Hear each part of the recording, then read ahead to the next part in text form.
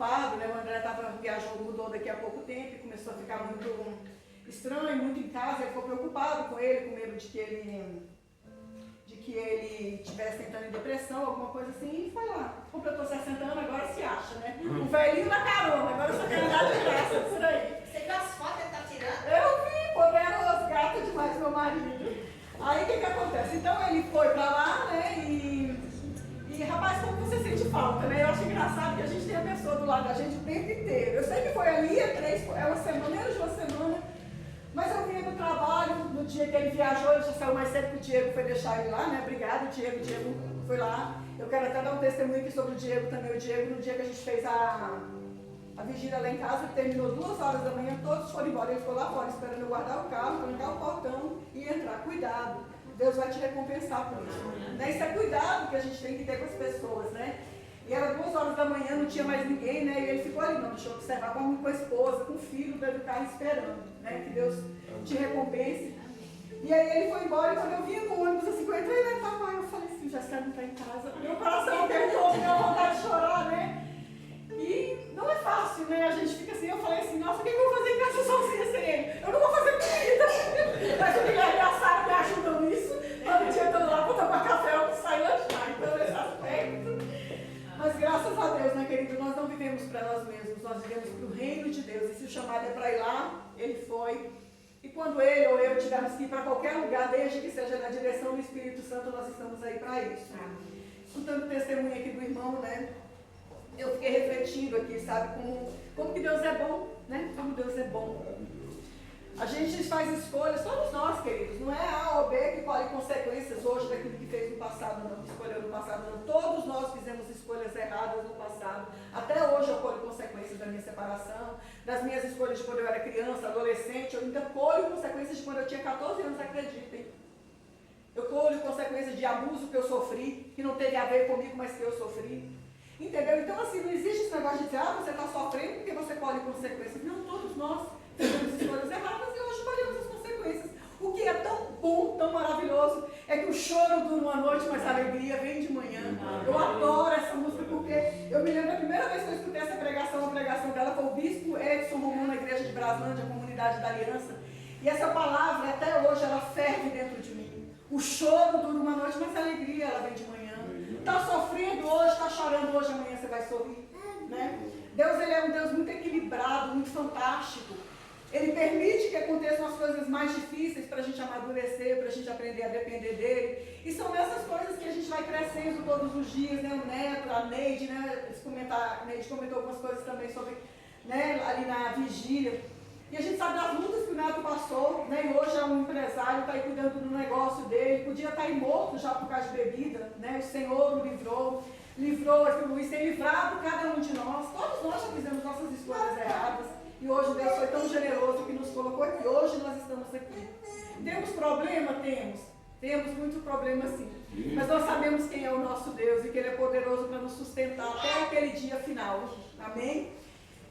Hoje eu gostaria de ministrar uma palavra que Deus colocou no meu coração, que está no livro de João, o Evangelho de João, no capítulo 3.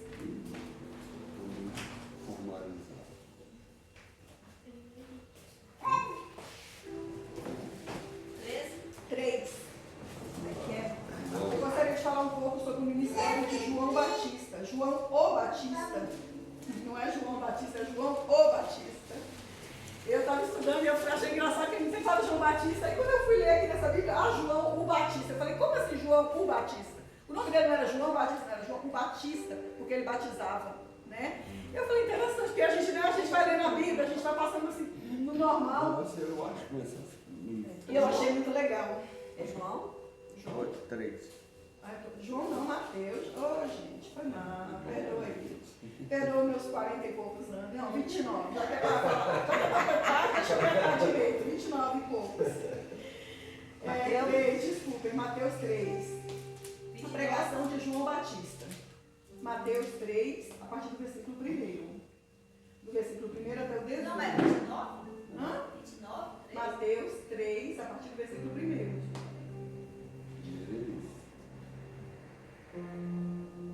Amém? Amém. Achou, minha gente? Não. Tá bom, esperar. Achei Mateus. Então tá 2, 3. Mateus 3, Versículo 1. versículo 1. Isso. Amém. Glória a Deus.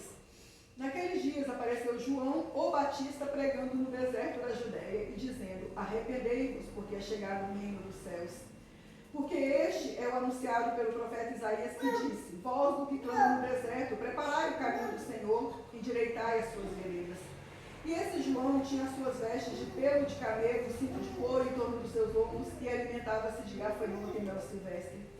Então ia ter com ele Jerusalém, toda a Judéia e toda a província adjacente ao Jordão, e eram por ele batizados no rio Jordão, confessando seus pecados. E vendo ele, muitos dos fariseus e dos saduceus que vinham ao batismo, dizia-lhes: raça de víboras, quem vos ensinou a fugir da ira futura? Produzi, pois, frutos dignos de arrependimento, e não presumais de vós mesmos, dizendo: temos por pai Abraão. Porque eu vos digo que mesmo dessas pedras Deus pode suscitar filhos a Abraão.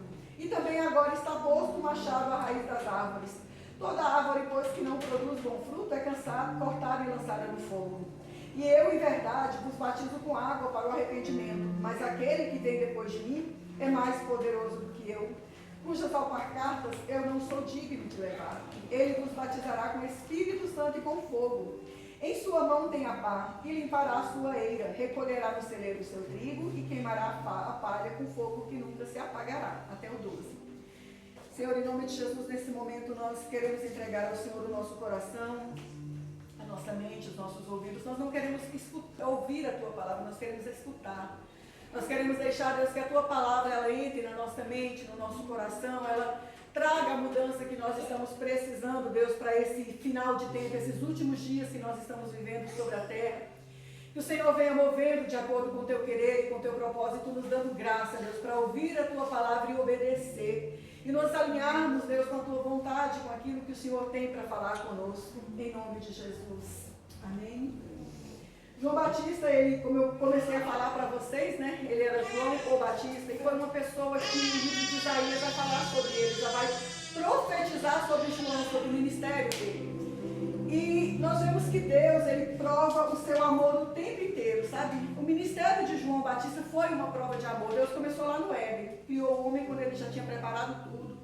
Já tinha alimento, já tinha tudo. Deus nunca foi um Deus como nós muitas vezes como seres humanos somos, irresponsáveis. Ele não, sempre foi responsável. Deus, ele cuida daqueles que são teus, né? Eu vi aqui o Luiz falando que foi a graça de Deus que o resgatou. Meu ex-marido está na casa do meu filho. A gente se separou, ele bebia, ele estava na igreja na época, mas não tinha, digamos, aquela conversão, aquela coisa assim, não se deixava transformar por Deus e a gente acabou se separando.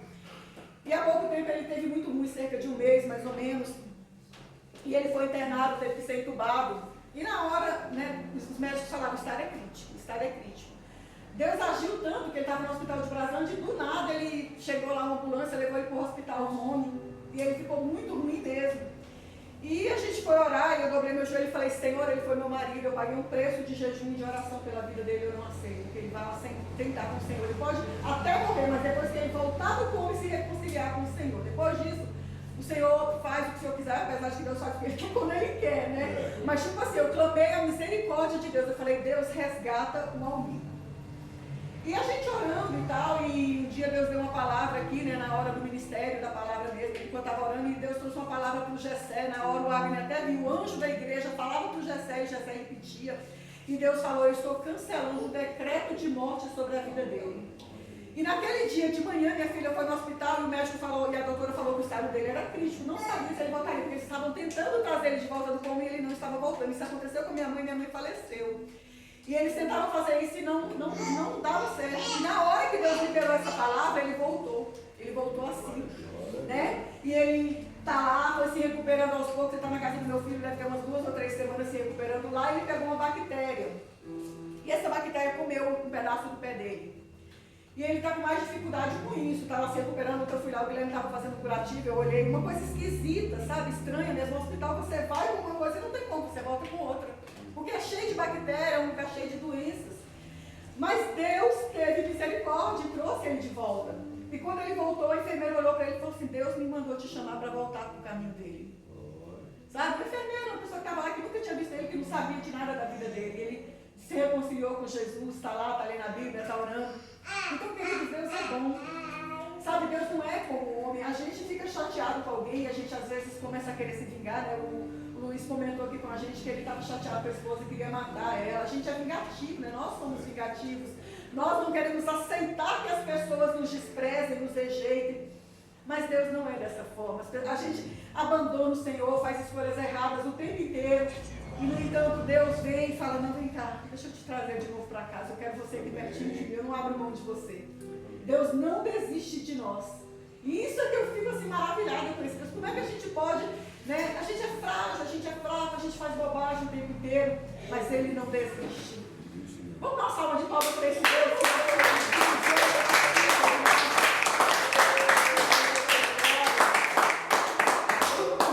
E eu gostaria de falar um pouco sobre sermos chamados, sabe? O título dessa mensagem hoje é Sendo João Batista na Minha Geração. Hoje eu gostaria que nós entendêssemos que hoje Deus está nos chamando para assumirmos essa condição esse ministério de pregar para as pessoas sobre o arrependimento. Porque ninguém, queridos, pode chegar até Deus, ninguém vai se converter se não for pelo arrependimento. Nós precisamos nos arrepender dos nossos pecados. E arrependimento, ele não é sentimento, é concordar com a palavra de Deus, é reconhecer que eu estou pecando e falar, realmente eu estou pecando. Perdão. Não estou sentindo nada, mas eu conheço, eu confio, eu sei que essa palavra é a verdade para a minha vida. Não é o que A ou B fala, o que as pessoas pensam, mas é o que Deus fala na palavra dele. João, ele pregava no deserto e a palavra de Deus veio a ele nesse local, cumprindo uma profecia do livro de Isaías. Existem pessoas que são chamadas para pregar no deserto, lugares difíceis de escassez e muitas dores. As pessoas não querem esse chamado. Preferem pregar em palácios e lugares abastados. Enquanto isso, deixam de cumprir o chamado e abandonam essas pessoas que ninguém quer perder tempo porque não dão lucros ou status. O Luiz, hoje eu vou usar bastante você, tá, meu irmão? O Luiz, ele comentou aqui sobre a questão de você precisar ter uma torneira de ouro, né? Alguma coisa assim que você falou sobre ter alguma coisa de ouro dentro da igreja. Queridos, hoje as pessoas, elas não querem mais pregar para pobre. Um dia eu me lembro que uma irmã amiga da gente, ela virou pro Gessé e falou assim, eu não tenho esse seu ministério, não, seu ministério é pregar para pobre. Assim, sabe? Eu fiquei olhando assim, porque ele estava ajudando uma pessoa na época, que tinha problema de bebidas, levou, né, todo mundo conhece aqui o Jeová, levou ele na casa de recuperação 300 vezes, todos nós já tivemos que ajudar o Jeová de alguma forma, né? E ela falou, eu tenho esse ministério, não, pastor, é você que tem esse ministério de pregar para pobres. E hoje a gente vê que, infelizmente, a chamada igreja, que não é de fato a igreja de Cristo, é a igreja por denominação, porque as pessoas se auto-intitulam de pastores, se auto-intitulam que são as igrejas, churches, não sei o que, tudo mais. Por quê? Porque elas têm muita gente, tem fama, tem muito dinheiro, as coisas acontecem, mas não querem pregar para pobres. Né? E João Batista, onde é que ele pregava? No deserto. João Batista, ele vestia roupa por pele de camelo, comia gafanhoto e mel silvestre. Saiu, né? O Diego já foi lá, pode voltar para cá. Então o que acontece? A gente vê que ele, João Batista, ele cumpriu um chamado dentro daquilo que Deus deu para ele. Hoje nós gostaríamos sim, eu não vou mentir para vocês, eu gostaria de estar numa igreja grande, cheia de gente, de todo mundo. Nós até poderíamos chegar lá se o Senhor não quiser. Se isso não for para corromper o nosso coração, Deus pode nos levar assim. Mas o que nós queremos hoje é cumprir o propósito de Deus, é servir a Deus. João Batista pregou no deserto e ele cumpriu o propósito dele. Não importa se você vai cumprir, se você vai congregar, eu não vou congregar aqui com vocês. É uma igreja pequena, faltam 1 ou 2 famílias aqui de estarem conosco, meu marido mais gato da igreja, desculpa ele, é mais lindo. Mas assim, né? É quem nós somos, é o nosso povo que Deus nos deu e que a gente tem andado junto há muitos anos, né? Um povo fiel, é um povo compromissado mesmo. Não é aquela coisa daquelas igrejas, daquela rotatividade onde as pessoas entram e saem o tempo todo. Então não importa onde você está pregando, o Gerson está morando ali no Quilombo, né? Mora ali no Quilombo. É a oportunidade de pregar, né? Onde ele vive, ele dando testemunho como cristão, como uma pessoa que nasceu de novo. É fácil? Não é você viver, porque as pessoas muitas vezes têm uma mentalidade diferente, uma mentalidade, tipo assim, que já foi constituída por muitas coisas que já viveram, por muitas dores, por muitas tristezas. Então, assim, é complicado lidar com certas situações. Mas todos nós estamos no lugar onde Deus quer que nós estejamos e temos que entender isso. Que João Batista cumpriu o propósito dele no deserto. A primeira e mais importante situação do ministério de João Batista era a pregação do arrependimento de pecados. O que é que o arrependimento de Deus de pecados faz conosco? Ele nos faz tomar uma posição. Porque se eu reconheço que eu estou pecando, eu vou mudar. Eu vou falar, eu não vou ficar mais desse jeito. Isso que eu faço aqui me leva para o pecado. Beber me leva para o pecado, fumar me leva para o pecado, usar drogas me leva para o pecado. Então, é tomar uma posição. Então, a primeira coisa que nós temos que saber é que, como pregadores de ministério de João Batista, nós temos que falar sobre o pecado. Nós não podemos ser as pessoas que escutam alguém falando para a gente que está adulterando, que está usando drogas, que está prostituindo. A gente não pode bater na certinha, tem que curtir mesmo. A vida é isso, não podemos. Nós não temos essa permissão, seja feliz a qualquer preço. Toda forma de amor é válida. Nós não podemos, não somos. A palavra de Deus, ela não diz isso em lugar nenhum. Hoje os homens criam uma Bíblia com o nome deles, da igreja deles, corrigem os erros que estão na Bíblia, porque a Bíblia é muito cheia de erros para eles, né? Eles vão tirar aquelas partes que estão, né, da conivência deles, para poder servir a Deus. Dá uma água para ele, Diego. Tudo bem? Seja bem-vindo, fique à vontade. Então nós vimos, queridos, que a palavra de Deus, ela é o que é. Não é ela que vai mudar para se adaptar a mim, sou eu que devo me adaptar a ela.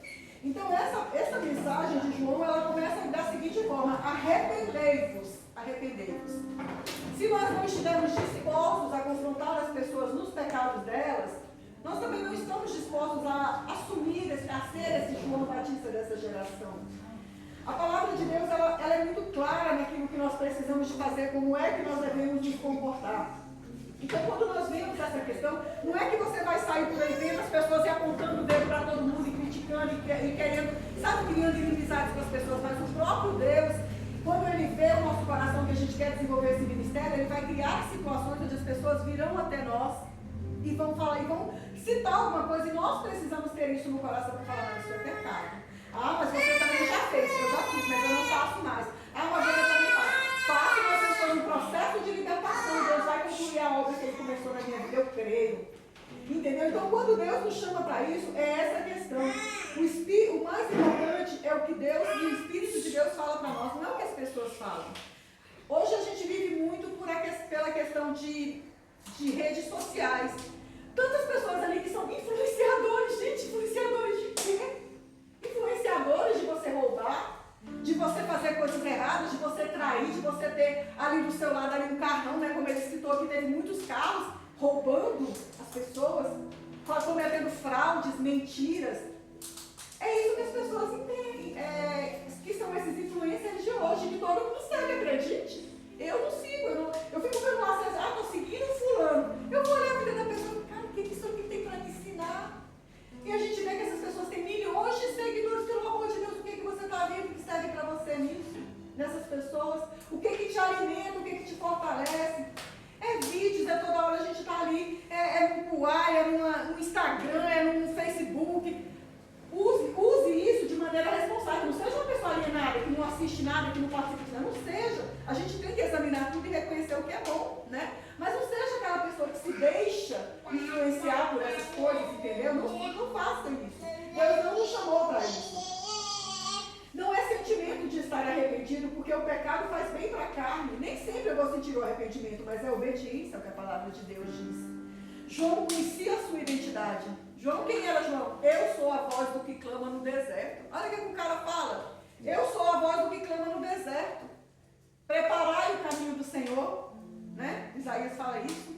Eu sou a voz do que clama no deserto. João era este homem. Você sabe quem você é em Cristo? Ou você ainda está meio que ainda tentando se descobrir? João sabia. Ele fala aí para você, fala, eu vou descobrir quem eu sou em Cristo. Eu vou descobrir quem eu sou. Se o ministério de João Batista é para mim nesse dia, nesse tempo que Jesus está perto de voltar, eu vou viver isso. João, ele vai até as últimas consequências. Você sabe como é que João morreu? Quem sabe? Cortaram o pescoço dele. Por quê? Eu não obedi essa palavra dele. Ele apontou o pecado dele. Ele chegou para Herodes, o homem que era o bambambam da pecado, porque você está vivendo com uma esposa que não é tua, você tomou a mulher do teu irmão e hoje ela é tua esposa. A gente faz isso hoje? Faz? Será? Será que a gente faz isso? Às vezes eu me pergunto se nós realmente fazemos isso mesmo diante do pecado das pessoas que a gente está apontando, porque às vezes a gente olha para o nosso e a gente se sente intimidado e fala assim, será que eu tenho autoridade para falar isso? João Batista fez isso com Herodes, você não é lícito para você possuir essa mulher, não. E a mulher ficou brava, gente, porque o homem quando está com raiva é ruim, mas mulher quando fica com raiva não queira provocar a ira de uma mulher, não, gente, não queira não. Porque eu não sei que demônio é esse que entra dentro da mulher quando ela está com raiva, que ela é capaz de fazer coisas absurdas, muito pior que os homens. Se você queria matar a tua esposa, acredite, se fosse o caso dela, ela ainda esquartejava, como a gente viu o caso lá daquela lá, como é que esquartejou lá o marido lá, Matsunaga, esquartejou o cara e colocou numa malha e foi levar para jogar fora. Isso não é bonito não, não estou falando assim, dando essa ênfase para dizer que é bonito não. Eu estou dizendo que a gente tem que entender que quando a pessoa ela deixa o pecado entrar no coração dela, qualquer um comete atrocidades, qualquer um pega, qualquer um faz barbaridades. E como faz? A mulher de Herodes ficou brava. Eu agora estou em outra posição, eu não sou mais mulher do irmão de Herodes. Eu agora sou mulher de Herodes. Quem esse homem pensa que é? E naquela situação toda, a filha dela foi dançar, né, diante de Herodes, no momento de festa oportuno. E Herodes, num ato de insensatez, ele falou, pede o que você quiser, metade do reino eu vou te dar. E aquela filha corre para a mãe dela, porque para ela, a mãe dela era a influência dela.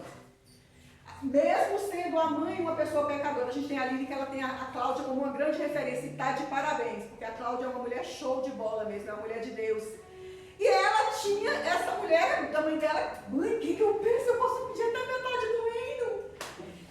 E o que a mulher fala? Ela ignorou a própria filha, ela ignorou todos, porque se ela tivesse cuidado com a filha, ela teria dado um conselho para a filha aproveitar a situação para se dar bem. Mas o que ela fez? Vai lá e pede agora a cabeça de João Batista.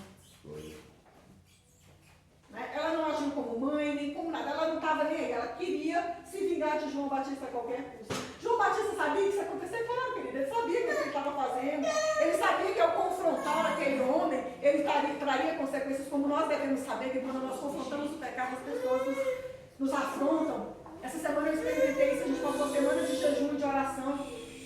E às vezes tem umas meninas lá que sentam perto de mim e que se falam religiosas, né? Uma é assim, mas a outra não, a outra é muito legalista, sabe?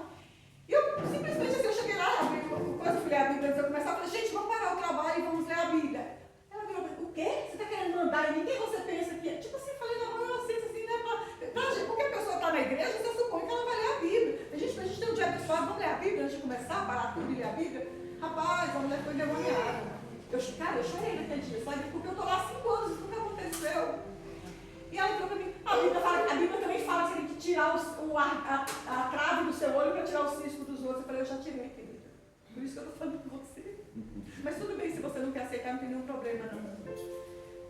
Não tem nenhum problema. Eu fiquei muito triste, mas eu vi que foi uma ação do diabo. Por quê? Porque você confronta as pessoas que às vezes se escondem atrás da religião, mas não querem ter mudança de vida, não querem crescer, não querem avançar, sabe? Não querem mudar. E João Batista fez isso. E aquela filha, ela atendeu aquele conselho errado, né? Porque os filhos pedem conselho para os pais, esperando que os pais dêem os bons conselhos, só que hoje eles não encontram mais isso. Os pais hoje estão vazios, eles não têm mais o que aconselhar bem os filhos.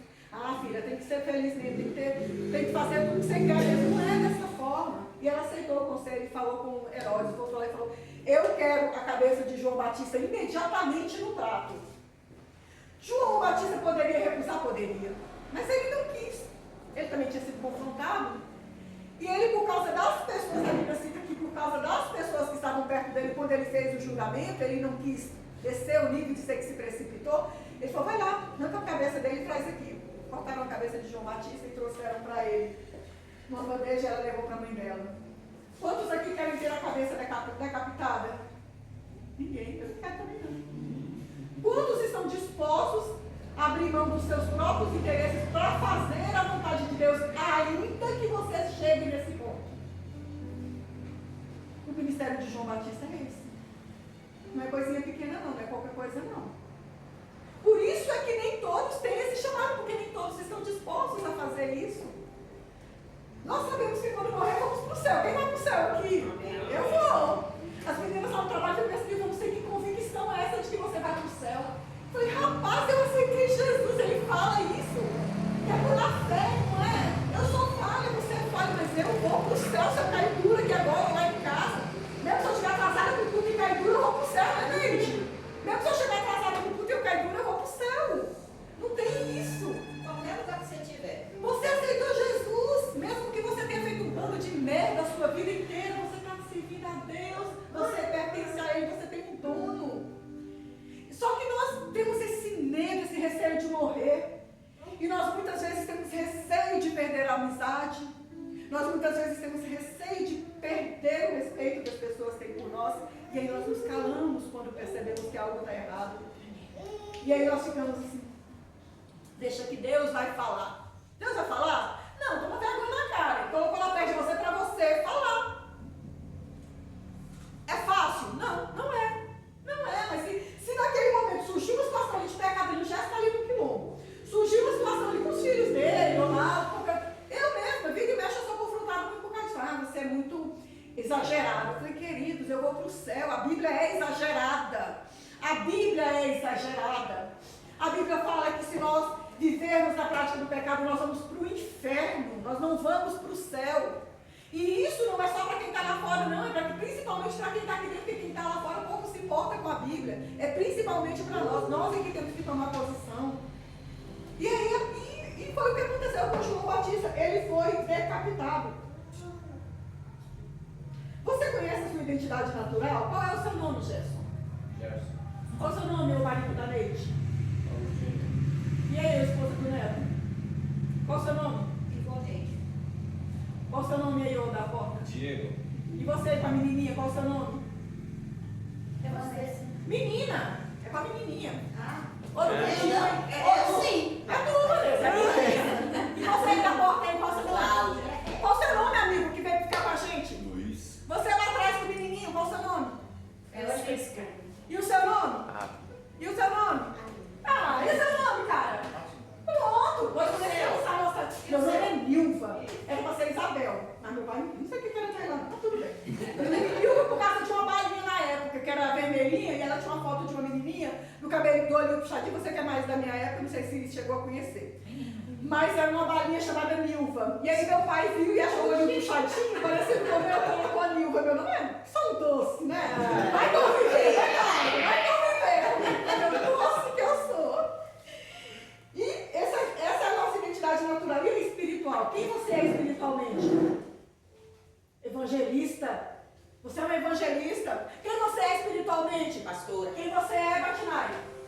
Quem você é? Diaconisa? Diácono. Quem vocês são, gente? Quem você é, gente? Ministério de evangelismo. Entendeu? Nós temos que saber. A Vanessa ela ainda está no processo de descoberta. Ela está procurando descobrir o que ela é ainda em Cristo. O chamado de Deus para ela, né? Nós precisamos disso, dessa identidade espiritual. Eu preciso saber quem eu sou em Cristo. Né? Qual é o chamado dele para mim? Eu não posso me acomodar e achar que está tudo bem e ficar atrás. Eu quero que o copo está Nilva sendo Nilva, né? Basta eu derrubo o copo aqui e quero. Então nós temos que saber qual é a nossa identidade espiritual. Por quê? Porque quando eu sei para que Deus me chamou, eu vou me esmerar em fazer aquilo. O Gerson é um ganhador de almas nada. Ele fala assim, eu chego com batando. Eu acho engraçado o Gerson. Gente, a pessoa chega lá em casa para entregar um gás. Você já entregou sua vida para Cristo? Cara, é tão natural. É tão natural. Quando a gente foi de uma igreja que não tinha o hábito de evangelizar. E aí, quando a gente chegou aqui, a gente tinha aquele medo de evangelizar porque a gente achava que era nossa responsabilidade converter a pessoa. E a gente chegou aqui e já sabe, não, a Bíblia ela te manda pregar o evangelho. Quem convence do pecado? Não sou eu, mas ele me mandou pregar o evangelho. Então é isso que a gente tem que fazer, é pregar o evangelho para as pessoas. Se elas não se converteram ou não, problema delas, eu fiz a minha parte. Eu cumpri o que meu Senhor me mandou. E quando você sabe qual é o chamado de Deus para você, você vai fazer isso em qualquer lugar que você está. Às vezes eu no começo, hoje não, mas no começo eu me senti um pouquinho constrangida com esse jeito do G7, tipo assim, você já entregou sua vida para Cristo? É tão natural.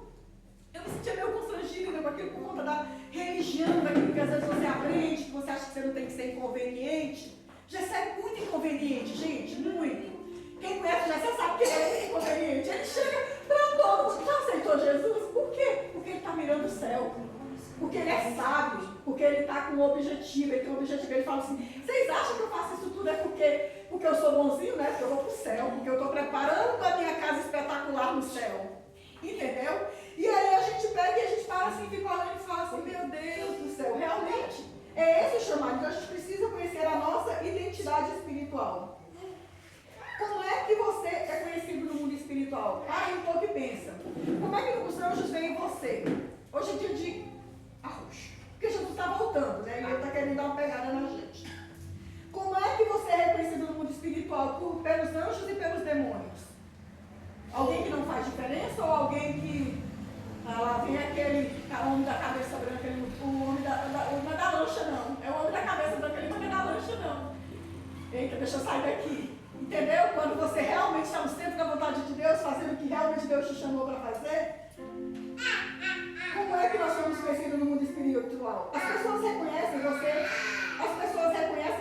no seu tipo de voz, no seu modo de falar, as pessoas sabem que você é cristão.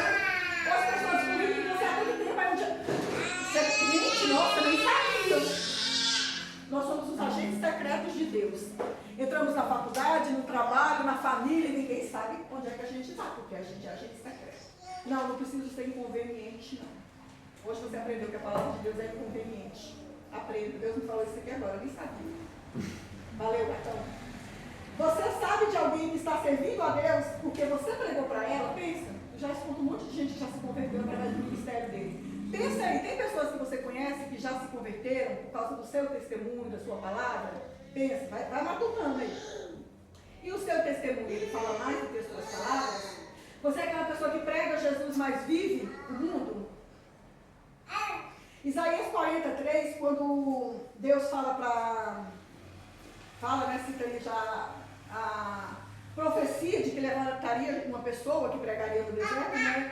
E ele falava sobre isso, que João Batista iria pregar o Evangelho. Preparar o caminho do Senhor, assim como eu tenho convicção de que a palavra de Deus ensina. Eu também vou proclamar o que ela fala. Podem ser as pessoas que eu mais amo, familiares, amigos e etc. E às vezes vai doer pregar para as pessoas, elas vão nos confrontar. João Batista que o diga, perdeu a cabeça por causa disso. Vai ser humilhante, mas eu preciso cumprir o chamado que ele deu para mim. Ou ele levantará outro em meu lugar. Se eu não quiser fazer... Engraçado que quando você quer alguma coisa, fica bem cheia de gracinha com Deus, né?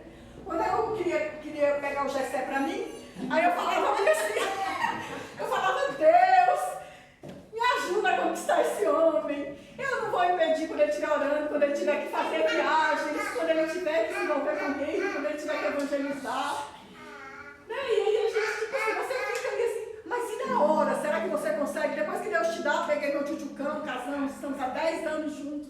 Graças a Deus, saudade, amor. E sei que ele vai ver, você fala assim, vai ver agora, vai ver depois. E a gente vê que, às vezes, você fala uma coisa, mas depois, quando chega a hora na prática, você é outra, né? Olha, nós estamos há 10 anos casados, eu nunca reclamei dele. Ele fala, vamos fazer uma visita, vamos não sei o quê, vamos fazer isso e aquilo. Vambora. Às vezes eu estou deitada assistindo dorama, e aí ele fala, amor, vamos ali fazer uma visita. Vamos. Então não vou tipo ser obrigado não, querido. Deus conhece o meu coração, não vou. Porque Deus fez a parte dele, digamos assim, e agora eu estou fazendo a minha. Sabe, então a gente precisa aprender a ter responsabilidade por tudo isso. E ele vai levantar outras pessoas no lugar se a gente não quiser. A obra dele não para pela nossa irresponsabilidade ou pela nossa preguiça. Muitas pessoas chegam para nós falando o que fizeram. Na hora, o Espírito Santo vai me lembrar do que é pecado. Então, não posso ser conivente, ser participante daquele pecado. Por causa da omissão. Se você fala para uma pessoa que fala para você que fez algo errado, você não fala nada, você é conivente do pecado dele. Você vai responder por aquele pecado também. Porque você teve a oportunidade de mostrar que era um pecado e você aplaudiu. Um dia, queridos, naquele dia vai ser um dia muito difícil. Você acha que muitas pessoas vão chegar ali achando que são os bambambãs que vão para o céu? E que fizeram e aconteceram no reino de Deus, que eram os caras? Ô, gente, conserta aqui. Conserta aqui, você que está ouvindo a gente aí nessa palavra. Conserta agora, a hora é agora. Depois que chegar lá, não tem mais disso não. Lá o negócio já era. Endireitar os meus caminhos. Jesus está voltando. Primeiro eu preciso endireitar os meus caminhos. Nós vimos a parábola das 10 virgens em Mateus 25, de 1 a 13, nós não vamos ler agora, depois se vocês quiserem acompanhar. Todas as 10 eram o quê? Todas eram virgens. Todas estavam dormindo. Todas ouviram a voz do noivo. Porém, o noivo demorou. Faz 2000 anos que nós esperamos Jesus voltar. Eu acredito que ele vai voltar a qualquer momento. A gente está vendo muitos sinais. Mas e se ele demorar mais 10 anos, 100 anos, 1000 anos? E aí? O noivo demorou. Porém, quando ele chegou, só 5 estavam prontas. Se nós somos 10 aqui, quer dizer que 5 vai para o céu e 5 não vai? Não, não estou falando isso. Eu estou falando assim que ele mostra que nem sempre, que o fato de você estar na igreja, escondido atrás de uma religião, não é garantia de salvação. Todas eram noivas, todas estavam dormindo e todas tinham azeite. A diferença é que o azeite de 5 era menos. Elas não se prepararam, elas não estavam preparadas para chegar no noivo. Somente 5 estavam com o azeite, a unção do Espírito Santo para entrar nas bodas. Não conseguimos manter a unção com uma vida descompromissada com a causa de Cristo. Não adianta. Não adianta a gente achar que a gente que a gente vai para o céu se a gente vive de qualquer forma. O noivo chegou, e aí, cadê? Aí foram elas e as outras lâmpadas começam a apagar. Quer dizer que se começou a apagar porque tinha um pouquinho de azeite, né? Tinha alguma coisa. Mas não era o suficiente. Não era o suficiente. Como é que nós estamos hoje? Como é que está o nosso azeite, a nossa unção, o nosso comprometimento com Deus, com a causa do reino? Celular, a gente se perde todinho. Cuidado, não seja insensato. Ele voltará no momento em que não estivermos esperando, como nos dias de Noé. Guarda o que você tem para que ninguém roube a sua coroa. Apocalipse 3:11. Existem ladrões querendo roubar a nossa coroa. Ladrões da noite, seja no escuro, eles fazem as trevas escondidas. Esses dias eu estava vendo uma reportagem no deserto. De repente surgiu um vale no meio do deserto. Vocês viram essa reportagem? Você viu, Matinai? Um deserto, de repente caiu tanta chuva lá que criou um riacho no meio do deserto. O que a palavra de Deus fala? Todo vale se encherá, os lugares altos serão abaixados, o torto será endireitado, os escabrosos serão aplanados, toda a carne verá a salvação. Queremos apenas ver o Senhor ou sermos participantes na glória dele. Quando ele estava pregando, né, quando João Batista estava pregando, ele chama as pessoas de quê? Raça de víboras. Quem vos ensinou a fugir da ira futura? Né? Jesus também. E foi confrontado pelos homens. Não, nós somos filhos de Abraão. Nós somos evangélicos, nós somos católicos. A gente que é evangélico, a gente se acha, né? Vamos ser sinceros. A gente acha que é só os evangélicos que são salvos. Queridos, tem muita gente na igreja católica que é muito mais crente do que nós. E se Deus quiser salvar eles lá dentro, ele vai salvar. Se quiser, vai tirar e vai trazer para outro lugar. Eu tinha aquela mentalidade muito absurda de que se a pessoa não era evangélica, eu não podia nem cumprimentar. Se era católico. A minha filha, tadinha, sofreu muito comigo. Hoje ela tem muita resistência por conta disso mesmo, dos meus legalismos. Quando o filho dela foi batizado, ela casou com uma pessoa que não era evangélico. E foi na igreja católica. E, queridos, como foi doloroso para mim estar naquela igreja católica e participar daquilo. Por quê? Por causa do legalismo que estava dentro de mim. Era por causa da igreja, então é um legalismo religioso. São essas coisas que nos matam. Nós não falamos quando Jesus, onde é que Jesus pregava? Era no meio dos pecadores, onde é que Jesus estava? Era nas ruas. Era isso que Jesus fazia. Jesus ganhava causa e falou isso. Ele estava pouco dentro da igreja, era lá na rua, mesmo no meio do povão. E a gente pega e fala assim, rapaz, e a gente passa pelas pessoas e acha que as pessoas vão ser aí, não tem nada em vida. Tá não. Se bem que ela está se santificando mais do que nós. Então não vamos julgar as pessoas. Aliás, a gente não deve julgar de forma nenhuma, né? Mas não devemos julgar as pessoas pela religião. Se nós formos pessoas que vivem a palavra de Deus, se você viver a palavra de Deus, você já é uma carta aberta. Você já é a luz aonde você estiver. Mas se você é aquela pessoa que confronta, que afronta os outros, que magoa as pessoas, que compra e não paga, que vive de qualquer jeito, queridos, o que as pessoas vão pensar quando olham para você? Né? Então não se esconda atrás da religião, ela não é garantia de salvação. Nós temos a palavra de Deus acima dos nossos desejos, paixões e direitos. Eu não poderei me justificar diante de Deus falando que o líder espiritual me disse para fazer coisas que são contrárias à palavra de Deus. Por isso preciso estudar ela com fome. A palavra de Deus ela é para ser lida e praticada. Você não tem como praticar uma coisa se você não lê. Essa semana eu estava vendo uma história de um pastor não, um estuprador vestido de pastor, porque as pessoas falam muito assim, é o pastor ladrão, é o pastor estuprador, é o pastor pedófilo. Não, não é. O pedófilo que fingia ser pastor, é o estuprador que fingia ser pastor, é o ladrão que se faz de pastor para roubar as ovelhas. E aí, esse dito cujo lá de Samambaia, saiu muito nos jornais, e eu fiquei assim, tão irritada com isso, porque ele pegava as pessoas dentro da igreja e cometiam todo tipo de coisa, falava com as mulheres que ela estava doente, e o marido, como ele gostava do lado oposto da fruta, ele pegava e falava que o marido tinha que sair com ele, dormir com ele, para poder a mulher ser curada. Cara, pelo amor de Deus, isso é igreja evangélica, pasmem. Mas por que as pessoas deixam fazer isso? Falta disso. Falta de ler a palavra de Deus. Conivência, às vezes você está dentro de uma igreja, o pastor vai te dar uma cesta básica, te ajuda. Tudo que o pastor fala vira lei. Aí a gente tem é o pastor que não presta, tá? Pode ser, mas você também teve a sua participação, porque nós temos que conhecer a palavra de Deus para evitar essas coisas, esses extremos. Agora, muitas pessoas que sofrem abuso, elas são simples, sem malícia, elas nunca mais voltarão para Cristo. Queridos, é uma responsabilidade muito grande você estar à frente do Evangelho. Porque às vezes nós podemos levantar, mas nós podemos também ser motivo de escândalo que a pessoa nunca mais vai querer saber de Jesus. E nós temos que tomar muito cuidado na forma como lidamos com as pessoas dentro e fora da igreja, porque as nossas palavras e comportamentos podem causar o escândalo que Jesus descreve que é necessário acontecer. Porém, ai daqueles que cometerem esses escândalos. O juízo é mais rigoroso. E dura coisa é cair na mão do Deus vivo, né? A gente vê em Hebreus também, 10:31. Deus sempre foi bom para conosco, nos deu o melhor. O seu único filho para morrer por causa dos nossos pecados. Ele já provou a bondade e o amor dele. Como é que eu faço isso? Então, eu preciso me deixar transformar pela palavra de Deus. Não é o que eu sinto, é o que a palavra de Deus fala.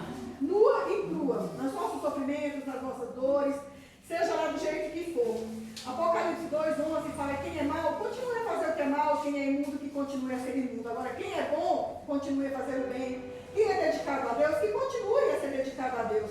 Nós não chegamos ainda ao limite da santidade. Todos nós sempre temos algo que melhorar. Todos nós. Ninguém aqui é perfeito, não. Não aceitar glórias humanas, aquela batidinha nas costas que levanta o nosso ego, mas que muitas vezes estão nos afundando cada vez mais. Mateus 14 diz que João cumpriu o chamado do Senhor, pregou no deserto, confrontou o pecado e teve a cabeça decapitada por causa disso. A conclusão dessa mensagem, para finalizar, nós falamos aqui sobre a importância do chamado de Deus para nós, citando João Batista como um grande exemplo. É uma palavra dura? Sim, é uma palavra dura. Porém, o Espírito Santo buscará uma igreja pura, santa e irrepreensível. É por isso, queridos, que às vezes um dia eu vi aquela pastora Helena Tanuri pregando, e ela falava assim: rapaz, eu escuto muitas pessoas falando que eu sou pregadora de desgraça, que as minhas palavras são muito duras, porque hoje as pessoas estão com comichões nos ouvidos, elas não querem mais ouvir uma palavra dura, uma palavra que confronta o pecado. As pessoas gostam mais da palavra da prosperidade. Cara, Diego, tu vai ter a melhor mansão daqui, você vai ter o carro do ano. Não é mais agradável você ouvir uma palavra assim, do que alguém chegar para você e falar: cara, toma vergonha da tua cara e muda de vida. Né? Alguém chegar para você e falar: muda de vida. Né? Chegar para mim, muda de vida. Eu preferia ter uma casa, um carro do ano, porque essa outra palavra vai doer, mas o que vai me fazer chegar no céu é aquela palavra dura. Feche os teus olhos, eu gostaria que você por um instante meditasse e falasse: Senhor, como é que está a minha identidade espiritual hoje? Se é esse ministério que o Senhor tem para mim. João Batista, ele teve um ministério pequeno, Jesus também, mas foi um dos ministérios mais impactantes que nós vimos. Nós hoje morremos de velho, de velhice, mas não chegamos nem perto do ministério deles, daquilo que eles fizeram. Eu queria que nós pedíssemos perdão ao Senhor nesse momento. Senhor, me perdoa, eu tenho sido negligente, eu, Nilva, tenho sido negligente. Me perdoa nesse momento. Que o Senhor venha, Deus, me dando graça, sabedoria. Que o Senhor venha, Deus, me colocando no centro da tua vontade. Eu quero fazer o que o Senhor quer que eu faça. Aqui no deserto, seja lá onde for. Me dá sabedoria, me dá habilidade, me dá graça, Deus, em nome de Jesus, para discernir as oportunidades que surgem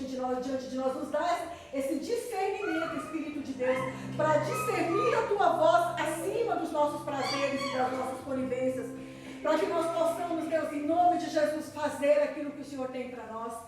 Nós te agradecemos por essa palavra. Nós te pedimos que o Senhor nos ajude nas nossas fraquezas, que o Senhor nos levante, que o Senhor abençoe a recuperação do Luiz, do Almi, que o Senhor dê a eles, Deus, condições, ó Deus, de glorificar o teu nome nessa situação que eles passaram e que hoje eles estão nesse processo de recuperação. Que não seja em vão, Deus, que eles voltaram para a casa do Senhor, mas dá a eles, Deus, um ministério eficaz, eficiente, da fome, da sede, da presença do Senhor, para que nós possamos cumprir o chamado que o Senhor tem por nós, para nós.